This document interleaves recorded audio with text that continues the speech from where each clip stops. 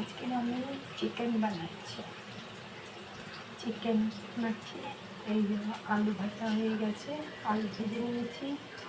আর তোমাদের দাদাভাই মশলা বেটে দিয়েছে, এটা কাঁচা লঙ্কা বেটেছে। আর এখানে হলো আদা বাটা, শুকনো লঙ্কা বাটা সব আছে এখানে। আর এই যে পেঁয়াজ ভাজছি। আমি কেন লঙ্কাটা বাটতে পারি না, আমার হাত খুব জ্বালা করে, সেই জন্য তোমাকে দাদাভাইকে দিয়ে লঙ্কাটা বাটিয়েছি। ভালো করে করবে। হ্যাঁ, ভালো করে কষো।